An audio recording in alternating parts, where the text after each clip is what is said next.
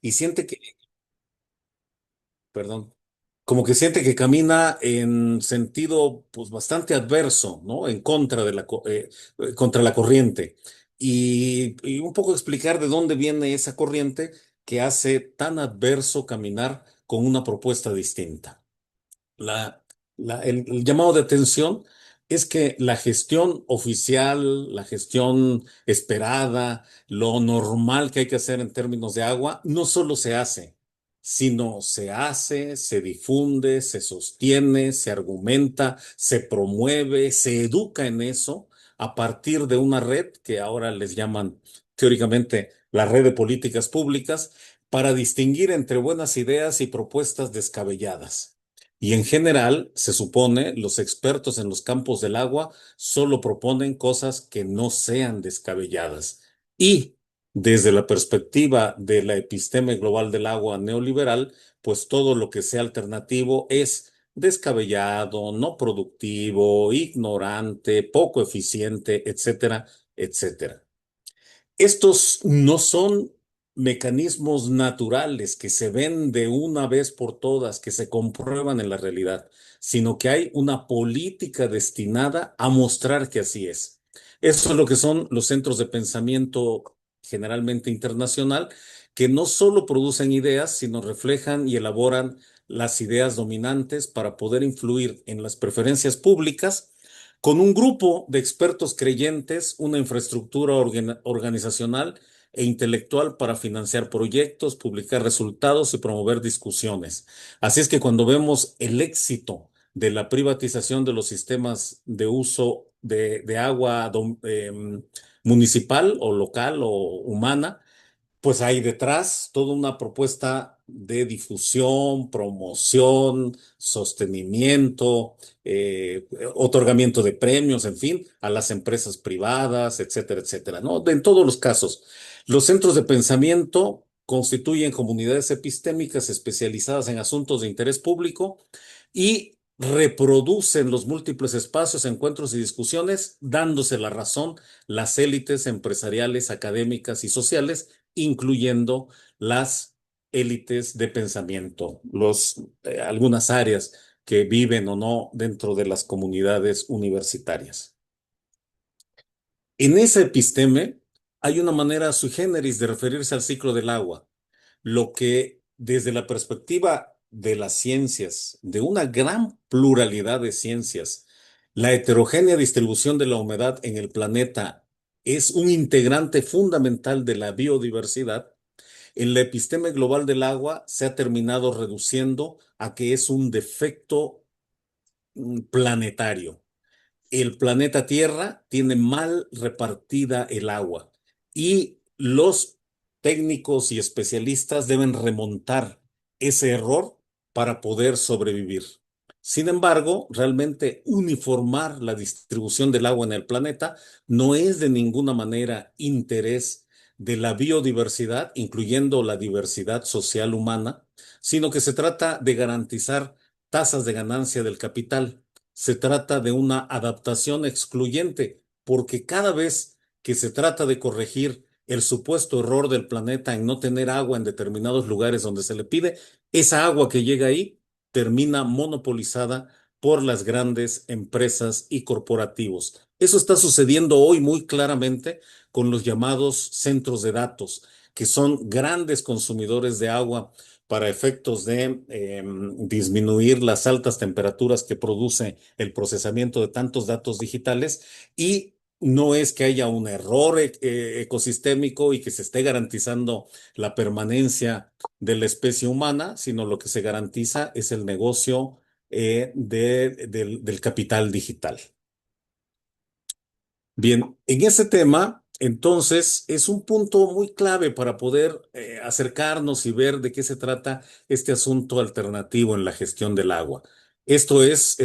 Para cualquiera de estos impulsores de de la modernidad y la episteme oficial del agua, pues sería un asunto del pasado, ¿no? Este es una pequeña noria, digamos, un pozo superficial en una comunidad indígena en la zona de la Huasteca, muy cerca de desde donde estoy ahorita hablándoles.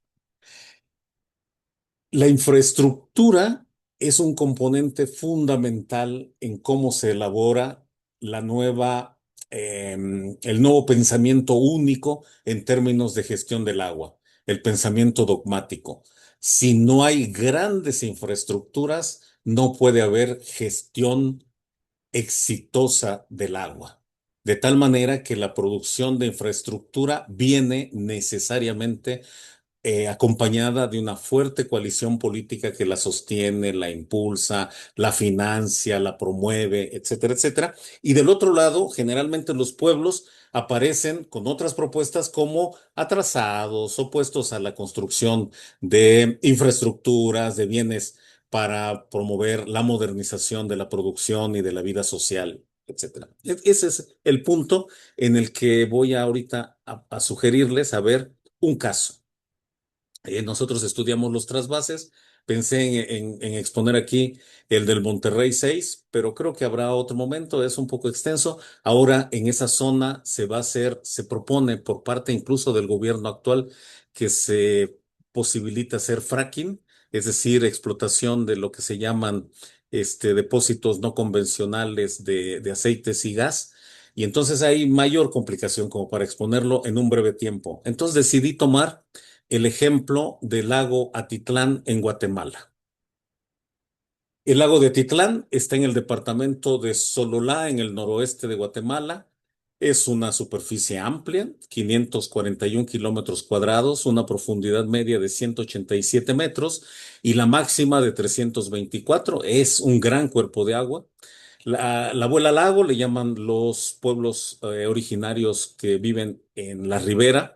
Incluye 5 ríos perennes: San Francisco, Quixcap, Catarata, San Buenaventura, Sununá y por lo menos 5 ríos intermitentes.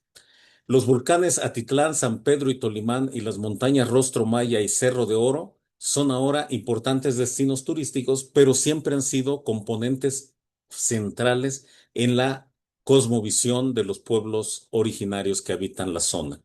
La región del lago Atitlán alberga pueblos cachiquiles, sutujiles, quichés, ladinos y extranjeros, estos últimos atraídos por la condición turística del sitio.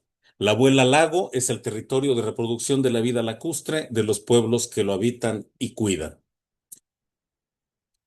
Esta es una representación gráfica, no tanto un mapa, sino más bien bueno, sí, un mapa, pero no tiene todos los rigores de una representación cartográfica, sino es una imagen en donde pueden ustedes ver el lago de Atitlán y alrededor las comunidades fundamentales que lo rodean. En particular, Panajachel, que está en esta parte, ¿verdad? Es un lugar de tránsito turístico muy significativo en donde se ha instalado una comunidad de jubilados extranjeros que llegan ahí a pasar su tiempo de jubilación, etcétera. Y están aquí señaladas las cabeceras que pueden ver representadas aquí con su nombre, ¿verdad? Panajachel, San Lucas Tolimán, San Pedro La Laguna y Santiago Atitlán. Digamos que estas son en este lado de la ribera las comunidades más típicamente indígenas, no porque Panajachel no lo sea, sino porque ahí ahora hay un conglomerado turístico significativo, importante. En 2009, durante 3 meses, de octubre a diciembre, hay un florecimiento de cianobacterias verde-marrón con parches densos alrededor del 40% de la superficie del lago, que le daban un aspecto lodoso y desagradable. Esta situación se había ya presentado en 2008. Entonces se estaba presentando de manera continua, digamos, hay una especie como de calendario que se puede marcar. Las universidades cercanas, equipos de investigación se interesan por ello, la comunidad se interesa por ello, apoya la presencia de los científicos para que hagan los estudios respectivos. Esto me parece muy importante porque generalmente la otra gestión del agua se le acusa de no ser científica, de basarse en el conocimiento simple, en el sentido común, etcétera, ¿no? Lo cual es, como veremos, totalmente falso. Y aquí hay una acción importantísima de las comunidades indígenas organizadas para que los grupos de investigadores asistan, se les apoya, se les sostiene, se colabora con ellos, etcétera. En 2014, los estudios sobre el florecimiento de cianobacterias había avanzado y los científicos concluyen que lo que hay es una eutrofización acelerada del cuerpo de agua causada por el ingreso de aguas residuales no tratadas o tratadas parcialmente que se vierten diariamente. Entonces, esta es, digamos, la conclusión después de tantos estudios sobre el asunto. Se hacen también estudios alrededor, puesto que todas las poblaciones, las que hemos visto señaladas, son las principales cabeceras, pero todas las demás poblaciones también tienen una relación cotidiana, no solo de producción agrícola, no solo de pesca, no solo de uso de también recreativo para el turismo en pequeña escala, las comunidades indígenas, sino también en términos domésticos de desalojo efectivamente de aguas residuales domésticas sobre el cuerpo de agua.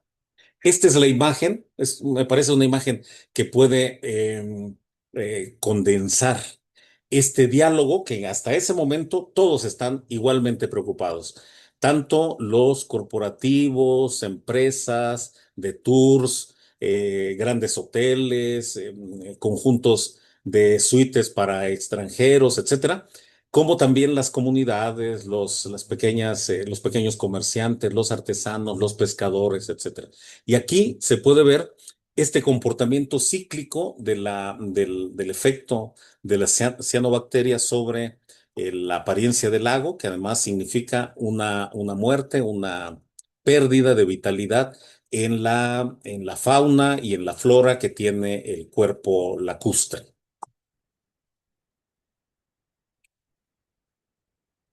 Hasta el punto de definición de lo que está pasando, pareciera no haber grandes diferencias. Sin embargo, ahí empieza a notarse un poco de distancia. La parte unida en esto de todos unidos por el lago de Atitlán, en donde están grandes empresas corporativas o en Antigua Guatemala, algunas no directamente establecidas en la zona de Atitlán, pero que tienen relaciones con los corporativos turísticos, las empresas hoteleras, etcétera, empiezan a marcar que más bien es el descuido, el trato ignorante, digamos, de la forma en que se hacen los desalojos de aguas residuales, la poca inversión, el descuido de las autoridades locales, de los alcaldes, sobre todo eso en la parte de las poblaciones originarias, lo que estaría afectando más, ¿no? Más o menos, ahí empieza ya a verse una diferencia en términos del diagnóstico. Pero la diferencia se profundiza cuando viene la propuesta de infraestructura. No porque los pueblos originarios se nieguen a la construcción. Finalmente, no hay forma de construir territorio sin la construcción de algún tipo de artificios, algunos de ellos artificios hidráulicos. Pero cuando viene eso, amigos del lago de Atitlán, que es este grupo que finalmente concentra al conglomerado turístico que le da importancia al lago, más bien como mecanismo de acumulación de negocios del ocio dirigido hacia fundamentalmente hacia visitantes extranjeros, hace esta propuesta. Una red de alcantarillado sanitario que está comunidad por comunidad para concentrar ahí. Luego hay unas plantas de pretratamiento que se concentran inmediatamente después en esa red de alcantarillado local y el establecimiento de una tubería subacuática que termine en un gran tubo, el megacolector, que permita la salida de las aguas tratadas por San Lucas para llevarla a una planta de tratamiento primario y secundario, desde la cual se va ya no a regresar a la zona lacustre, sino a enviar a la costa Pacífico de Guatemala para que sea utilizada en las grandes plantaciones y negocios del agrobusiness. Esa es la propuesta, ¿no? En este punto, las comunidades terminan rompiendo totalmente con esa visión. y proponen. A mí me gusta ojalá pueda ser preciso en lo que quiero llamar su atención, en que el diagnóstico es muy importante que vengan los científicos, que hagan las tomas, la gente se involucra, los que tienen unas lanchas llevan a los científicos a los lugares donde hay que tomar las muestras, colaboran con eso, están presentes, van a las pláticas, etcétera. Cuando viene la primera propuesta, se interesan en que toda el agua que se trata, que se utiliza municipalmente, sea tratada. El punto de quiebre es el megacolector, que es un trasvase eh, oculto, es un trasvase disfrazado con el hecho de proteger la laguna. Entonces ahí empieza una discusión muy amplia que podríamos desde el ámbito de la academia marcar como una discusión sobre el balance hidrológico de la cuenca lacustre, ¿no? Efectivamente es posible que con lo que llueve y con lo que estemos saca y saca y saca en el megacolector constantemente, eso se mantiene como si fuera lo mismo. Ahí hay una discusión de los sabios indígenas, las mujeres y los hombres de sabiduría que tienen una determinada forma de comportarse y de utilizar indicadores en el comportamiento de los cerros, en el comportamiento de las especies vivas, no solo las que viven adentro de la laguna, sino también las que viven alrededor de la laguna. El marcaje de cómo se puede tener una idea de si se mueve o no el perímetro del cuerpo lacustre, etcétera, etcétera, ¿no? Toda esa discusión es una discusión de conocimientos en donde algunos de los científicos que habían llegado bajo esta idea de tomar las muestras también acuerdan, digamos, le dan no tan beligerantemente la razón a algunos de los pueblos originarios en el sentido de que sí están modificando el balance hidrológico del, de la cuenca lacustre, sin duda, puesto que no solo se prevé que cada vez el megacolector reúna más agua, sino que va a estar moviéndose sobre la base de la demanda que los grandes negocios agroexportadores pueden plantearle desde esa región de Guatemala. Concluyo. Esta es la propaganda la difusión sí, de propaganda que utilizarán el Consejo Comunitario de Desarrollo y otros consejos comunitarios de las poblaciones que le mostré al inicio para oponerse al megacolector. La discusión se concentra no en cómo evitar que la proliferación de cianobacterias se prolongue en el tiempo en la laguna, sino en el cambalache técnico, dicen los campesinos, nos están tomando el pelo de que para salvar a nuestro lago, lo que hay que hacer es salvar los negocios agroexportadores de la costa Pacífico de Guatemala, en donde hay pues una oligarquía agroexportadora muy concentrada, muy importante, que tiene voz pública y que influye en el gobierno central. Confío en haber dejado más o menos expresado el caso. Concluimos. La gestión gerencial con obras de gran calado, escala centralizada, extraterritorial, orientada al mercado y la acumulación, se soporta en el paradigma de la escasez en todos sus estilos y modalidades, ¿no? O sea, los pobrecitos agroexportadores de la costa Pacífico de Guatemala están a punto de quedarse sin agua. Y nada mejor que vienen como verdaderos samaritanos para quitarle a los habitantes de Atitlán esas aguas sucias que seguramente les afectan y entonces ellos se las llevan, pero ya pretratadas incluso adentro de la propia superficie de la cuenca lacustre.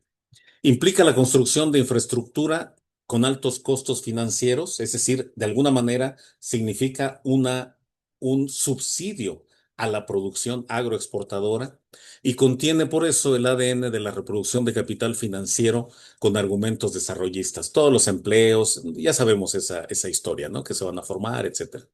Mientras que la gestión comunitaria del agua como bien territorial y activo social, eh, para la sobrevivencia de los pueblos, plantea una horizontalidad destinada al beneficio local y regional y le otorga un valor especial a las fuentes de agua cercanas. Esa es una clave de todo tipo de gestión del agua en términos neoliberales es entre más lejos no importa, porque finalmente la propia obra hidráulica se convierte en un sector de inversiones, la inversión en infraestructura de todo tipo, incluyendo la hidráulica, y que significa también la propia obra, valorización de capital. Se impulsa, en el caso comunitario, principalmente por recursos sociales, tecnológicos y organizativos propios, lo que algunos autores le denominan infraestructura social del agua. Y en la toma de decisiones intervienen cuestiones de la vida social más amplia, los saberes locales y las prácticas de conservación para la vida. Ya expuse brevemente esto de los sabios, cómo discuten cuáles son los indicadores que hay que tomar, que ya no son solo los que reiteradamente señalan algunos ecologistas o hidrólogos o especialistas en el comportamiento de lagos y lagunas, sino ponen en el centro también el conocimiento que los lleva al proceso de ritualización de su relación con la laguna. No, porque luego se puede eso exagerar, ¿no? Y que siempre están defendiendo a la abuela lago y que no pasan de ahí. No, ellos discuten cada uno de los indicadores, cada uno de las cantidades que se les dan, etcétera, pero llaman la atención sobre que la laguna no solo es un cuerpo de agua, sino que sostiene la vida del conjunto de pescadores, tejedores, operadores de pequeño comercio, etcétera, alrededor de las comunidades que están. La conclusión 2. Pienso que este caso, bueno, ahorita, digamos, como todos estos casos, y de ahí estas conclusiones, queda, por ahorita se ha ganado, ¿no? Está detenido eso. Pero hay que aceptar que lo alternativo es de alguna manera intersticial en el modelo de gestión neoliberal. De vez en cuando encuentra espacios, nichos, se puede desarrollar, incluso se amplía, llama la atención, convoca a mayores asociaciones, etcétera. Pero para mantenerse siempre tiene que estar en un tono contencioso. Es finalmente una mirada rebelde, es una mirada de anomia frente a lo que se presenta como lo correcto, lo que debe hacerse, lo que sostienen esos grandes sistemas de expertos del agua en el mundo. Y entonces esa lógica de que hay que estar constantemente manteniendo ese espacio intersticial lo vuelve bastante dinámico, pero también requiere mucha fuerza para sostenerlo. No una fuerza grandísima que solo se aplica una vez, sino pequeñas fuerzas que hay que estar acomodando y manteniendo constantemente. Eso le da también una condición de inestable o quizás es mejor llamarlo de provisional, que siempre hay que estar renovando y reactualizando. Tiene una lógica incremental. A veces una gran batalla puede dar origen a que puede llamarse y volverse y hacerse. Por ejemplo, esto ha pasado en Atitlán. Las comunidades se organizan, buscan expertos que coincidan con ellos, se dan cuenta de que en la academia hay también un gran pluralismo científico, que no es verdad que todos piensan como los ingenieros que les dijeron que eso tenía obligatoriamente que hacerse. Y entonces se encuentran con otras maneras de pensamiento y también lo alternativo a veces resulta residual.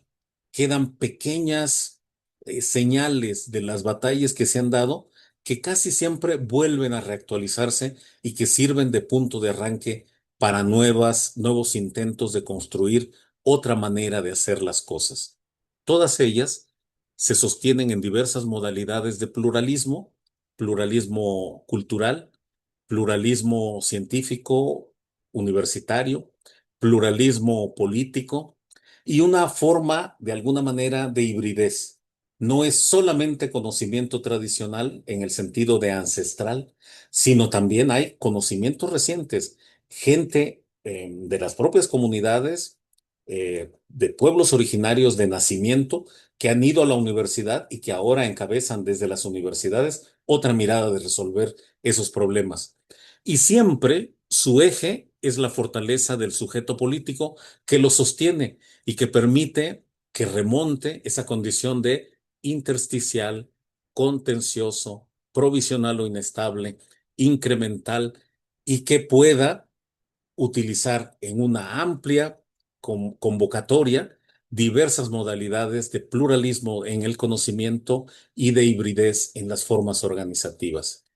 La página yo vi que algunos lectores dijeron que era una lástima que en esta sesión no hubiera compañeras mujeres y me pareció coincidente y con eso termino. En el caso de Atitlán, han sido particularmente las mujeres, muchas de ellas artesanas o en el pequeño comercio o en el turismo, digamos, comunitario, las que han podido sostener esa gran flexibilidad para poder dar sostén político a la exigencia de que el megacolector no se construyera, pero que sí hubiera responsabilidad en asegurar la limpieza de las aguas que llegan a la superficie del lago Atitlán.